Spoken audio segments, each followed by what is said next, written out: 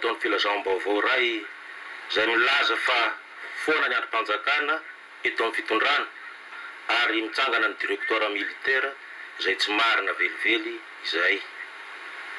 Ny fianakaviam-ben'ny Foloanda dia miaraory amin'ireo fianakaviana namoinainy ary mankahery ireo maratra.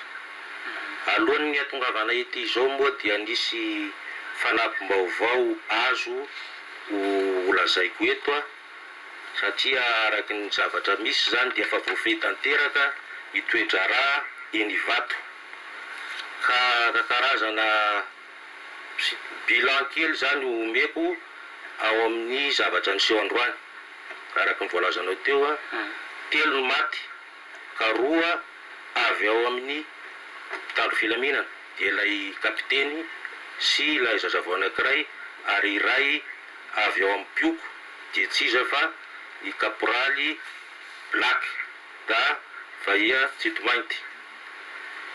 4 no maratra, 2 avy ao amin'ny Pioko ary 2 avy aty amin'ny Mpitandro filaminana ara-dalàna. Anisan'izany ao amin'ny Mpitandro filaminana zany ny commandant Rapanarivo zay voatsabo moa dia fa lasa noty.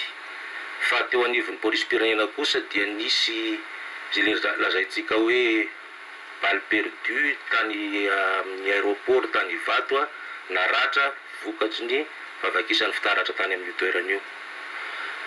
Raha ny miaramila zazavao rehetra zany zao dia misy eo amin'ny 220 no efa voaray tanana efa raisin'ny lehibe ny Toby tanana amin'izao tsika miteny zao. Miaramila misy 70 efa azo tanana, misy koa ny basy efa voaray fa ny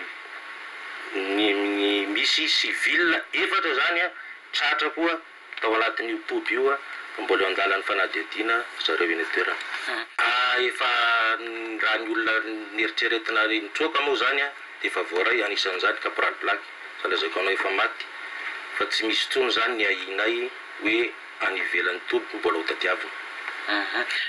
Inona zany zao mety ho toyan'ny raharaha zany aorianan'le fahasamborany nisy voasamborana dia misy namoina eny mandeha makaiza ny raharaha am'izao? Fitsaboana moa aloha zany ho an'ireo maratra na satria miaramila daholo ireo ny fikarakarana ny razana ho an'ireo zay namoina eny ary dia andeha ohatran'ny mahazatra ny ankety kasika iny raharaha iny.